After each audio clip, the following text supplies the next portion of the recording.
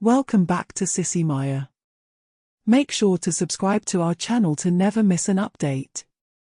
Additionally, consider subscribing to my Patreon to get access to these features, and much more. My crush on Alex Parker began in the summer of 1991. I saw her at the movie theater and thought she was the most beautiful girl I'd ever seen. The problem was her awful personality. She was a snob who only hung out with the jocks and treated us nerds like dirt. I asked her out once, and she just said, no. I was crushed. Later, I heard she dated some older guy from another school, but that ended within a week. So, I asked her again. This time she said, maybe, and I felt on top of the world. To avoid seeming too eager, I held back for a while. That's when things got strange. My friend Jason Baldwin was a hardcore Star Trek fan and a bit of a mad scientist.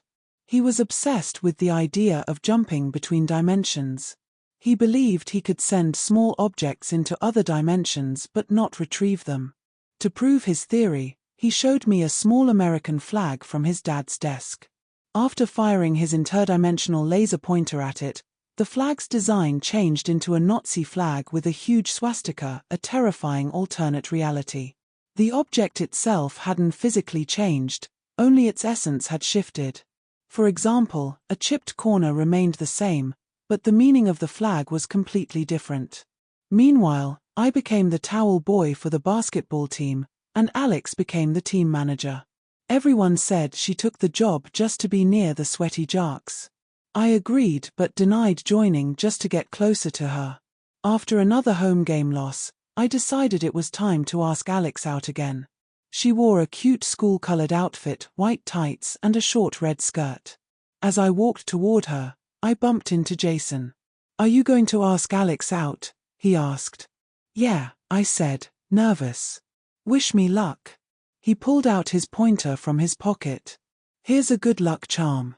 I laughed a little and slipped it into my coat pocket. Suddenly, Alex appeared from the bleachers. "Oh, it's you," she said, rolling her eyes. "Hey, Alex," I stammered, heart pounding. "I was wondering about something we talked about before." She cut me off sharply. "No. Just, no. I'm not trying to hurt you, but no." I froze. "I'm not trying to hurt you," she insisted. "But..." "No," she snapped, slapping my jacket hard. There was a loud snap. The device in my pocket broke in two. I pulled out both pieces. "Sorry, I didn't mean to break your pen," Alex said. "It's not a pen," I said. "It's an interdimensional laser pointer Jason gave me." I pressed the pieces together, and a spark danced down to the floor. It bounced playfully before whipping toward the Dragons team logo in the center court. A flash of light engulfed the circle, then vanished in a puff of smoke. Suddenly, a new basketball mascot appeared, the fierce Rowdy Rex from another dimension's team. "Whatever that thing is, it's worth a fortune," Alex said, glaring. Then she lunged for it. "Give me that." She grabbed for the device but only got half. Taking a step back, another arc of light jumped between our halves, blinding me briefly. When I opened my eyes, I was sitting on the floor, only this time, in Alex's body. I instinctively knew it. My face felt soft, and my hair was tied in a ponytail, unlike her usual style of letting it flow freely. Confused, I reached out and felt a nudge on my shoulder. "Snap out of it, Riley. That's the game. Let's do the final cheer."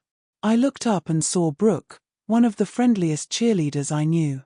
She got up and waved for me to follow, but I just sat there, stunned, as the others finished their cheer. Slowly, I glanced down at my body. I was wearing a cheerleading uniform, sitting on a small cushion. On top of one of the sweaters lay a small makeup mirror. I picked it up and studied my reflection. It was Alex's face, though with a different hairstyle and lighter makeup. What puzzled me was why everyone called me Riley. After the cheer ended, Brooke came over and asked if I was feeling okay. I lied and said I was fine.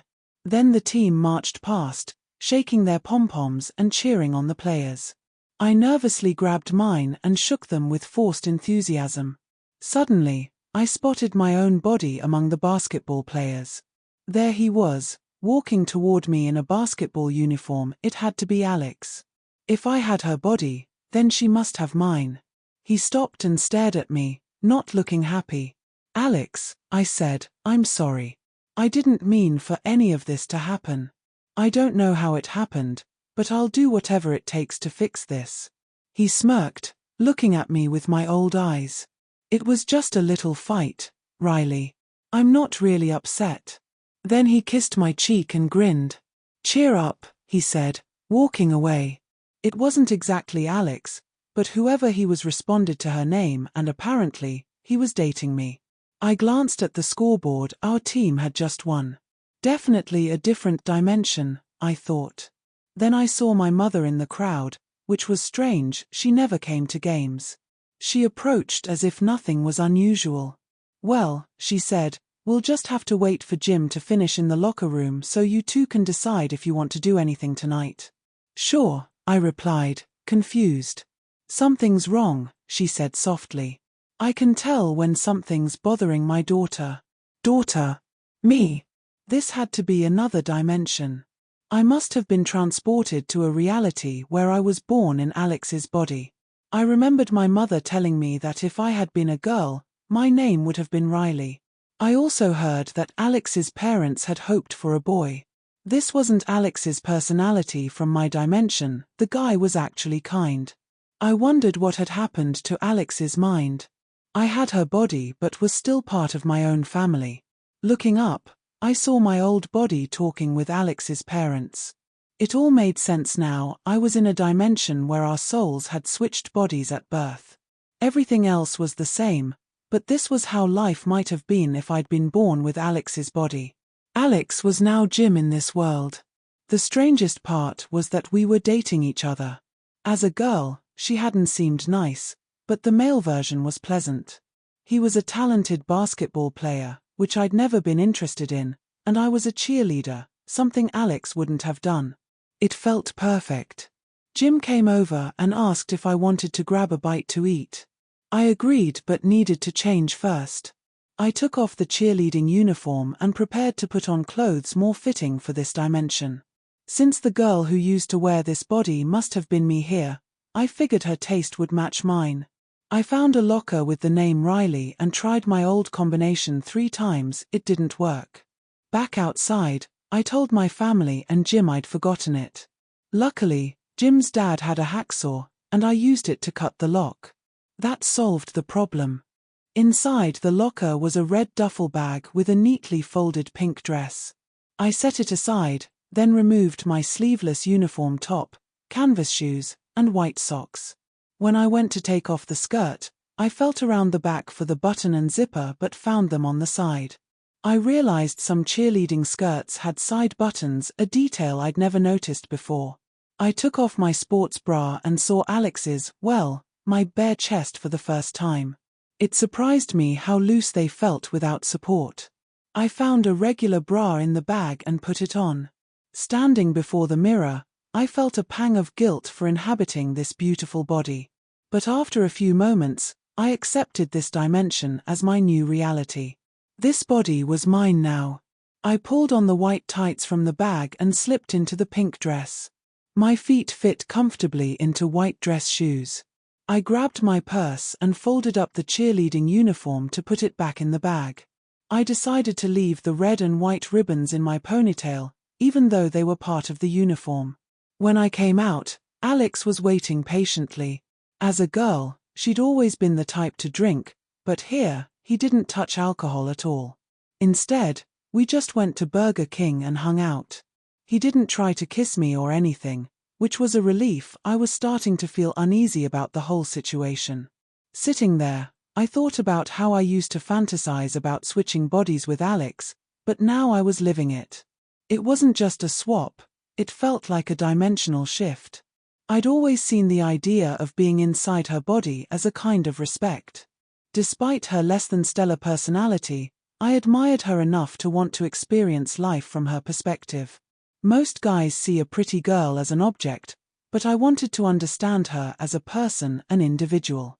To me, The real dream was a soul-deep connection between two people of opposite genders, an exchange of selves on a spiritual level, not just bodies, but true understanding. That night in the quiet restaurant, I felt the weight of sitting across from a boy who'd never known what it was like to be her, my body. This was a world where Riley and Alex were the cutest couple in school, but it wasn't my dream. Maybe it was better in some ways, but not what I expected. I had to tell Alex we couldn't last, for now. We might be the perfect couple on paper, but I needed time to adjust. Once I fully accepted this new life, which felt permanent, maybe I could come back to him. But so much needed to be figured out first. Only time would tell. In the months since the switch, I've settled in fairly well. I'm cute when I dress up, and I know it, not arrogant, just confident. There are prettier girls than me, but I never would have said that about this body before. It's all about perspective. Even though I have the body of the girl I admired for her looks, I still feel like the girl next door. I've started enjoying cheerleading and finally got the hang of some cheers and chants, with motions, even with reasonable confidence. People are trying to set Alex and me up again. Maybe there's hope, but I'm careful not to give him false expectations. I've come to accept this body, it feels normal now, not something foreign. Still, I wonder what happened to the souls of Alex from my dimension and Riley from this one.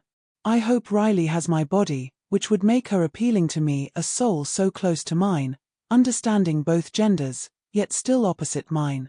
But I can't shake the thought that Riley might be stuck in Alex's female body, the clone of her old self, leaving the mean, cruel Alex trapped in my male body. I can't help but chuckle at that idea. Maybe it's justice. If so, I'm ready to accept this as my new forever. Don't forget to join me on Patreon for exclusive content,